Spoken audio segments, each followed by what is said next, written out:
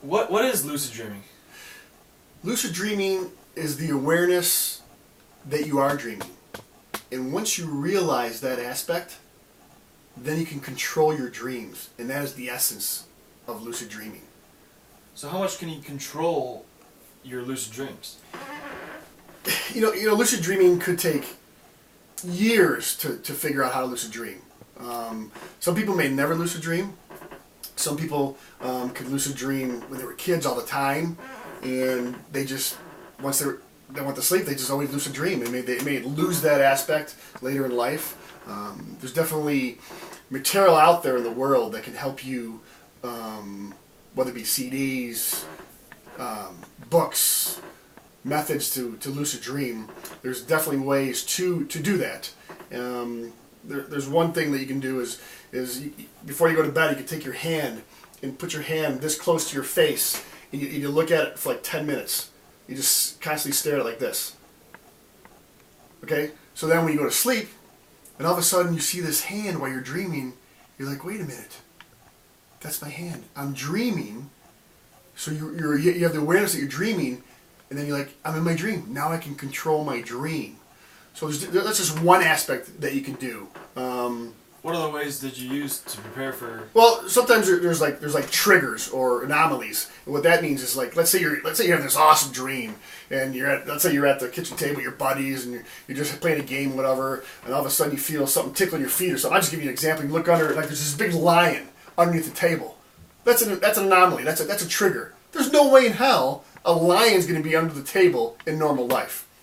So what that means, that's a trigger. So there's a lion under the table in my dream. I'm dreaming. Now you can take control of your dream, and then you do whatever you want. So once you realize that it can't happen, then you can pull yourself out of it? Well, once you realize, I'm just giving you an example. Once you realize, well, there's a lion under my table. This is not real life. I'm dreaming.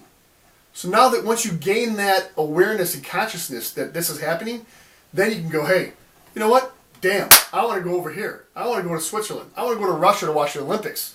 That's when you can control your dreams. That's when you lucid dream. So how different would you compare just regular dreaming for everyday people as opposed to the lucid dreaming where you control it?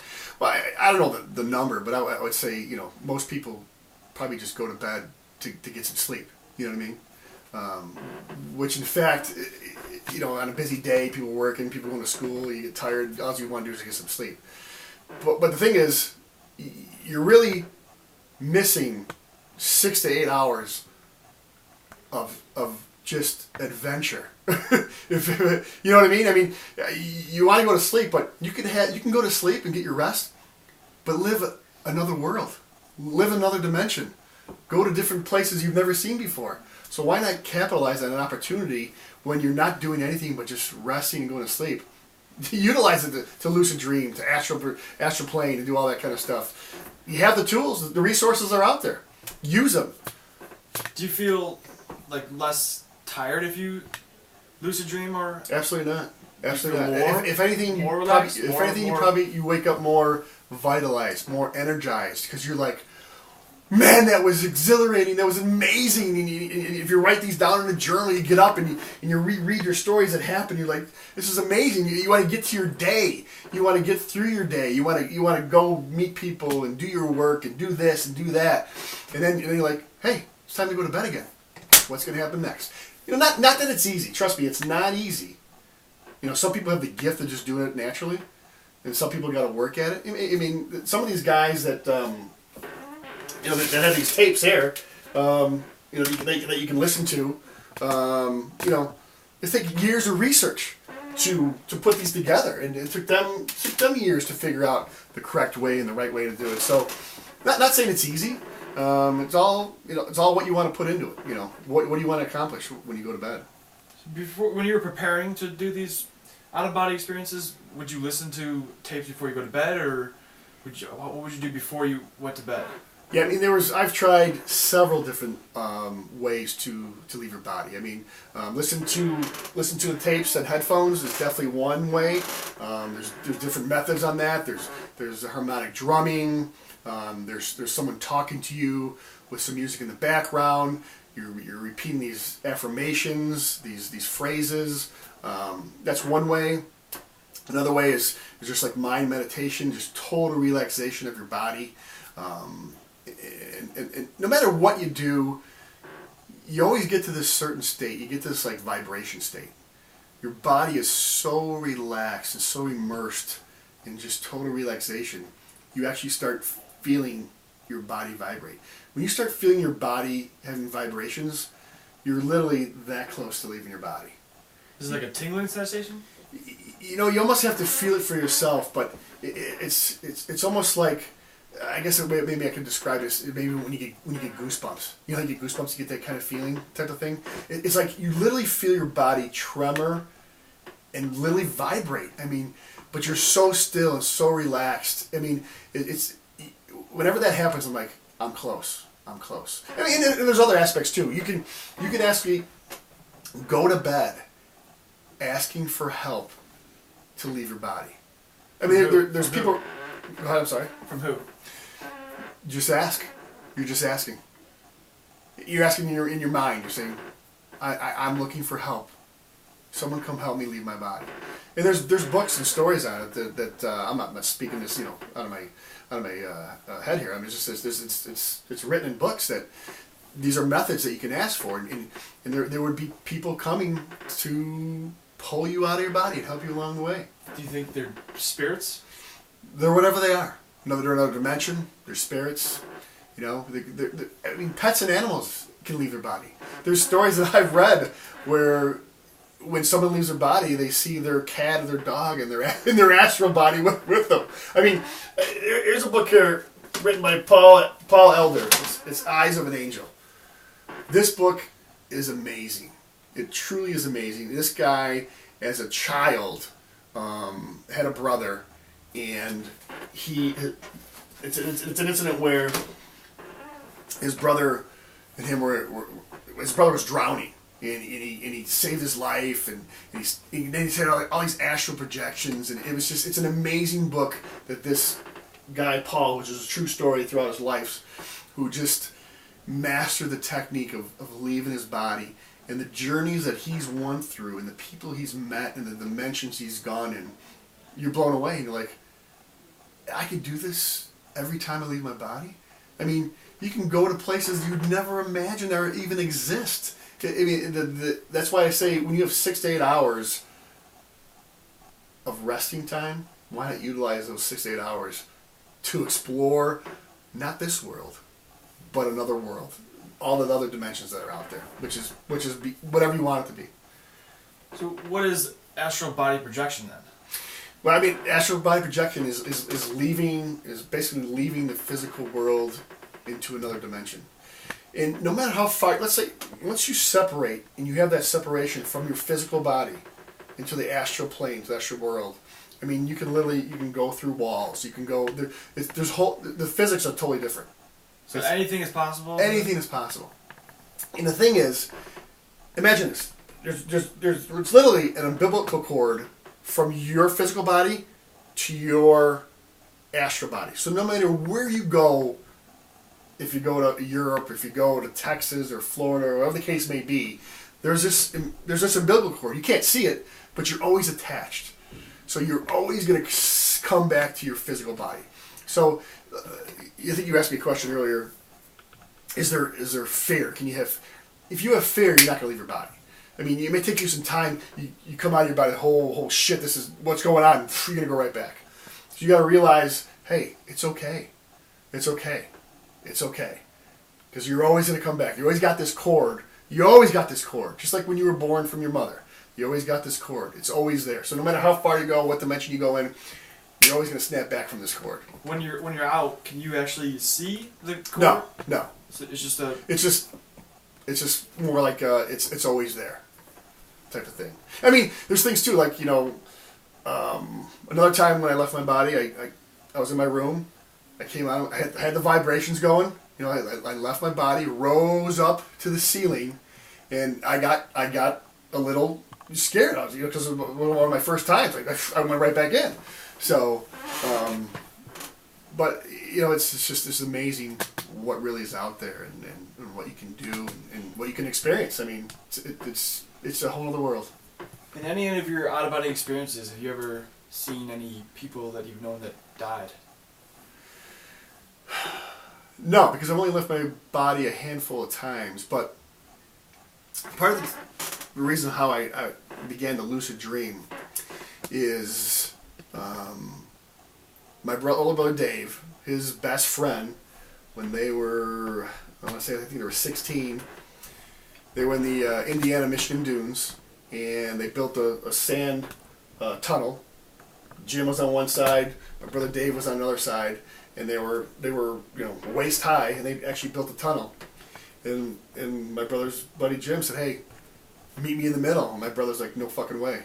He was like, "I'm not doing it." And he did it. He went through, and halfway through, it collapsed, and he ended up dying. So what I'm getting at is, I was 6 years younger, so I was like 10 when he died. So he lived across the street, so great friends of the family. So a lot of times when you dream, it's sometimes your fears and whatnot, or what you're thinking about during the day. So when I was young, I was afraid of death. So in my dreams, he would always chase me in my dreams. And I would run as fast as I can, and when I got to a certain point, I'd start flying. And that's when I first started lucid dreaming as a kid.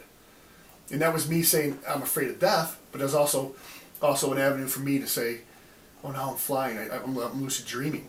I mean, that's one aspect of how to also astral project. Through lucid dreaming, which a lot of lucid dreaming is flying, the sensation of flying, because it's so free and so awesome and incredible. And once you realize that, you kind of get pulled out of your body, and then you're actually flying in the astral world. So that's actually one great aspect of lucid dreaming. Realize you're in dreaming and you're flying while you're dreaming, and that can pull you out of your body. A lucid dream can definitely take you into astral projection, which is one way how to do it. So you'd say this changed your life?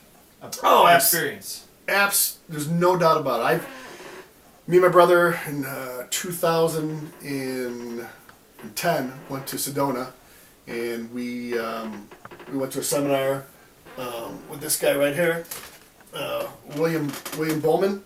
He put on this 5-day seminar where all he did is he taught you techniques on how to leave your body, and in an experience there. I necessarily didn't leave my body during that 5 days, but during one of the sessions, he got us in this meditative state, so relaxed and going through these affirmations and whatnot. And I just remember my body was trembling like an earthquake. I'm like, oh my God, I'm ready to explode out my body.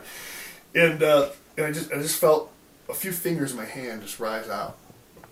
And I just felt it. But your hand was still down. My physical hand was down, and my hand just started rising up. And for whatever reason, it just went back down. But watching this guy live in person and explaining his life experiences when he's a kid and teenager and growing up until this day, he's no longer with us, God bless his soul, but just the stories he would tell and what is out there in the astral world is mind-blowing. I mean, if you ever heard of astral projection, you'd be like, this guy's crazy, what is he, on drugs or something? But until you experience it, you can't explain it. I mean, it's just really tremendously just another lifestyle. You think anyone can do it? Absolutely, as long as you put your mind to it, and you want to learn, and you want to do it. Absolutely, and there's tools out there. Like I said, there's Robert Monroe is one of the famous people who helps unconsciousness. He has weekly seminars. Everyone in his classes, they absolutely have out-of-body experiences. It's called the Monroe Institute. It's it's not cheap, but the life experience is something that will change your life forever. That's right. Those are some of the tools that are out there. If you're interested, there's many books, many institutes out there.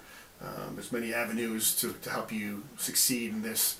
It takes practice. I could do it the first night. Some people may. It could take months. It could take a couple of years. But if you put forth the effort, you're going to bed anyways, so why not slap on a pair of headphones and listen to some drum beats or listen to somebody tell you what to do and to get to that relaxed state where you need to be, get to that vibrational state where all of a sudden you're like, whoa, what is this? And then to have that control, that mind control, to say, I'm going to go here. You're there. You're there. Let's say you're there. Let's say you're in Russia watching the Olympics. I mean, that's how fast your mind works. That's how fast the astral world works. It's not this world. It's a different world.